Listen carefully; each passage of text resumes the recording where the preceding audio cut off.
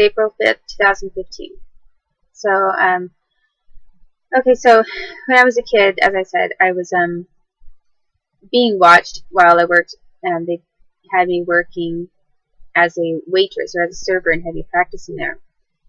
And some of the time it was with people in the restaurant. Other times it was like practice. Like no one was in the restaurant. It was after hours, and I was supposedly practicing to be a server. And then upstairs, there was an upstairs room.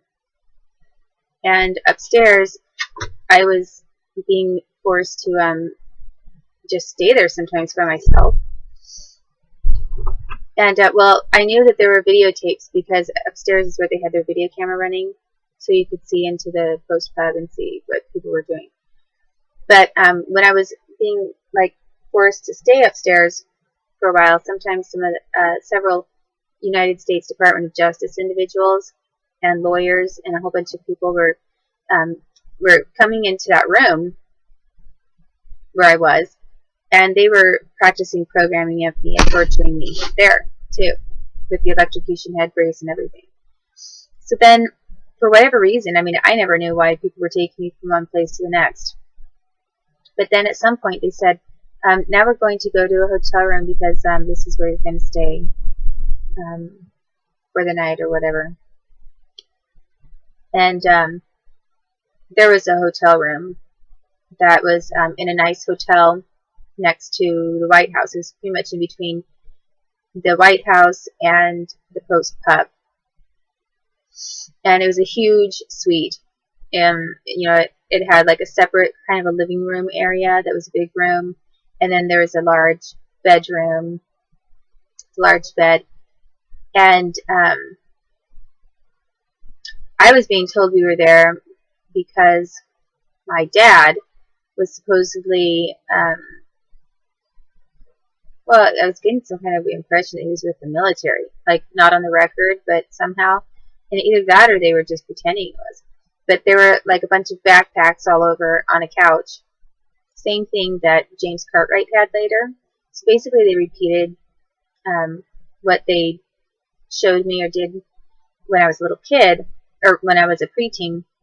And then I saw James Cartwright's room set up the same way, but I didn't recognize that this was the same thing as what they had done when I was a preteen. So, because it was decades later, and I wasn't expecting just to get to go from one government experiment trap to the next. So when I ended up at this hotel room when I was a preteen, I was drunk because they got me drunk at like really drunk and incapacitated at the Post Pub. I was being like held upstairs, for example, and then sometimes downstairs, and they were giving me a ton of liquor to drink. Try this, try that. I was a kid, and there were all these government. It was all state sponsored, Department of State sponsored, and I guess CIA sponsored. They didn't care that I was underage, and when it comes to that kind of government level, they break all the rules. So I was a minor, and it didn't matter. I was given a ton of liquor to drink, among all the other things they were doing. So I was extremely drunk, and it's possible that they gave me a drug on top of it. They maybe gave me marijuana, maybe they gave me some other kind of an upper or something. I'm not sure, but I'm positive that they did. And then I was in this hotel room with my dad, and I could barely recognize it was my dad. One of the Bob Juniors, because as I've said, there's more than one Bob Jr. There's not just one of them. And I mean, that's a fact. There's at least two. I've seen what looks to me like three. I've seen three and in one place altogether in my life. I don't know how many are currently still around. I don't even know if there's more than that, but I do think that they're natural. I don't think that they're clones. I think they're natural twins and triplets, because they have slightly different features that most identical twins or triplets have. With clones, you get the exact same thing.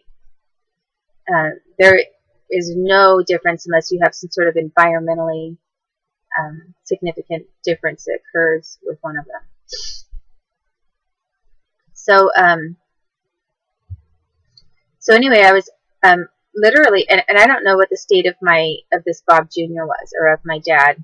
You know, I don't know how much he'd had to drink, or if he was drugged or what. But basically, we were in this bed, and then I was getting fondled by my dad, and then I was having to like touch him, and I was on some kind of a massive, like some sort of testosterone drug, and they gave me something that was like a major testosterone kind of like sex drive drug, along with like liquor and stuff. I was given that more than once. They tested me on that more than one time when I was a preteen and a kid.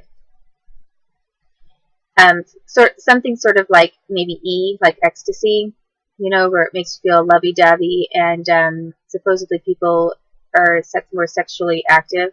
It was something like that, but it could have been even worse. I mean, I'm not sure, because actually in my entire teen and adult lifehood, I've never voluntarily opted to try any recreational drugs. And it's actually, even though I don't condone the use of drugs, in some ways it would be good for me.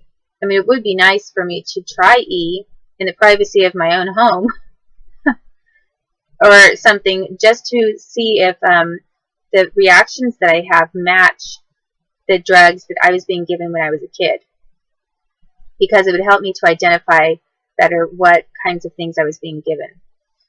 But honestly, I've just never been a big drug user.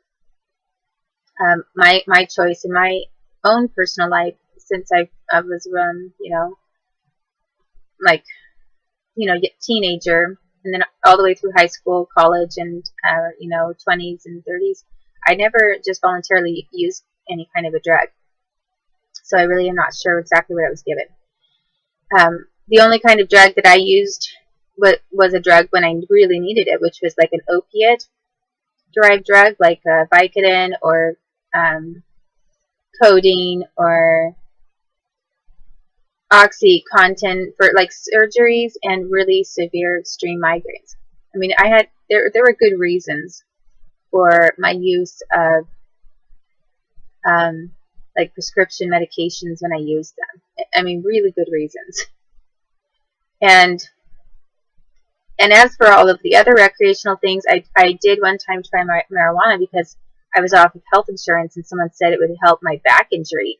And I was in so much pain, and I didn't have any prescription medications. I tried it just because I was really suffering, horribly suffering. And I didn't have any options, literally. So aside from that, I haven't tried anything. But I have been given some date rape types of drugs, which pretty much don't leave hardly any effect at all after you wake up. And then when I was a kid, as I say, and then also maybe when I was an adult later, I believe I know I was given some kind of a testosterone thing, or sex drive kind of drug. So anyway, here I was in bed with my dad, and there was like some kind of like a sexual thing going on with me and my dad. I was completely incapacitated, and actually the government did that with me and my mom too. They had my mom jacked up on opium, and I was on like massive opium, and they had FBI people flying over to China, which is where that occurred, a separate incident, and really basically abusing the whole situation, forcing us onto like massive levels of drugs, and then degrading us, and they were videotaping it. And so I remember I French kissed my mom, and that wouldn't have happened, and if we hadn't been totally drugged out of our minds. And I just remember that it did happen. And with my dad, there was like some fondling and things like that, and then and it was totally bizarre because of you know, all these drugs, and I didn't really recognize everything. And then it was like I fell asleep finally, and the next morning woke up and there were all these people in the bedroom, and they had a video camera running, and they were basically threatening and blackmailing me, so that I felt so ashamed and like horrified. I was like, oh my gosh, you know, like here I am with my dad, and then they wanted me to feel ashamed and horrified and so embarrassed that I would never tell anyone about it. And they basically had my brother. My brother was working for the government. The government was trying to screw me over. I'm not going to say the government was always nice to my brother, because I can't speak for him. But I can say that he was working with the government, and I wasn't. And so, and to this day, he's part of the whole government's human cloning programs, and has opted to be part of that, and I've chosen not to. And I've had all my babies kidnapped from me for that reason, and just hate crime. So here's my brother. He was in on it, like videotaping what was going on, make me feel like horrified. My mom was there, or one of the Dixies.